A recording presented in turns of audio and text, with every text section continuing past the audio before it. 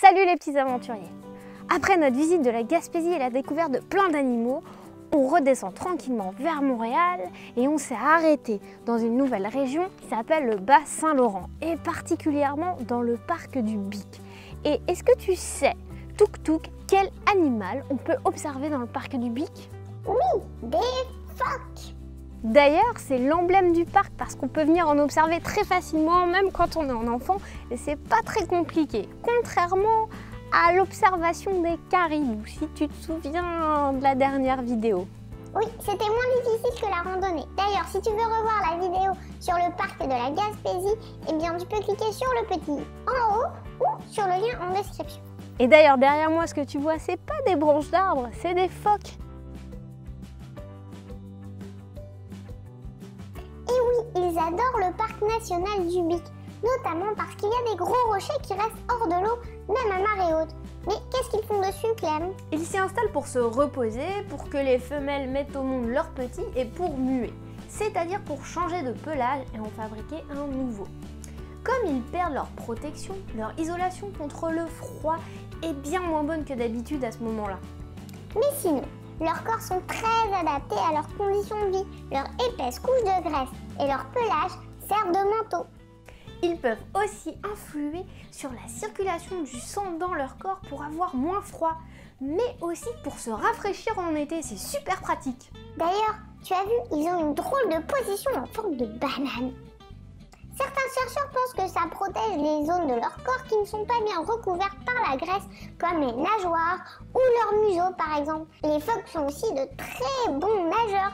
Ce sont des mammifères marins, mais plus précisément des pinnipèdes. Ça veut dire pieds en forme de nageoire. Tu as raison, leurs pattes arrière leur servent de gouvernail et leur corps est fait pour glisser dans l'eau. Ils plongent en moyenne à 400 mètres de profondeur. Mais les grands champions de plongée, ce sont les phoques à capuchon. Ils sont capables de plonger jusqu'à 1000 mètres de profondeur, c'est énorme! Ah oui, il est rigolo celui-là.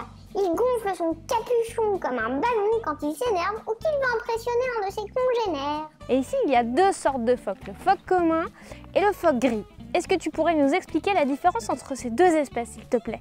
Oui, la première différence, c'est la taille. Le phoque commun est petit par rapport à tous les autres phoques. Le mâle mesure autour d'1,50 m et fait 90 kg. Ça veut dire qu'il est plus petit que toi, Clem, mais plus gros. On dit que sa tête ressemble à celle d'un chien car il a un nez court. Il est bleu-gris ou gris-jaunâtre avec des taches noires. On les appelle aussi des veaux marins. Les phoques communs passent l'essentiel de l'été hors de l'eau et à se disputer avec leurs copains pour avoir la place sur le meilleur caillou. Et c'est assez drôle à observer. L'hiver, ils se remettent à l'eau parce que l'eau du bain est bien moins froide que l'air extérieur et ils ressortent quand la température s'adoucit. C'est pas fou, hein? Le phoque gris, lui, est beaucoup plus gros, 235 cm et 290 kg en moyenne. Ça veut dire plus de 3 fois le poids du phoque commun. Ils ont aussi un long museau. En fait, le phoque commun est un petit peu plus solitaire que le phoque gris, qui lui adore se regrouper en gigantesques colonies quand il est hors de l'eau avec des centaines d'autres phoques. Le pelage du phoque gris est noir tacheté de gris pâle pour les mâles et gris argenté tacheté de noir pour les femelles et les jeunes. Du coup, on confond souvent les jeunes phoques gris avec les phoques communs. Pas facile de s'y retrouver, hein, surtout ici au Bic où on trouve les deux espèces. Et tu savais que ces phoques sont souvent mal aimés, Clem? Et oui, les deux mangent des poissons, ce qui énerve considérablement les pêcheurs. Et en plus de ça, ils abîment régulièrement leur filet de pêche, tout en propageant un parasite, le ver de la morue, qui rend le poisson invendable. Oh là là là là! Mais moi je les trouve mignons quand même. D'ailleurs, tu savais qu'il y avait d'autres sortes de phoques? Oui, mais ils vivent plus dans l'Arctique, là où il fait très froid, comme le phoque annelé qui mange des crustacés. Et le phoque barbu qui a plein de moustaches. Et si on allait voir le phoque du Groenland? Oh oui, aux îles de la Madeleine, avec les petits blanchons sur la banquise. On va essayer d'y aller cet hiver, mais on vous racontera ça dans un prochain épisode. D'ici là, on t'invite à partager la vidéo et à mettre un pouce bleu si ça t'a plu. Et je voudrais aussi souhaiter un joyeux anniversaire à Margot et dire merci à Béa pour son soutien sur Tipeee. Bon bien, on vous dit à la semaine prochaine!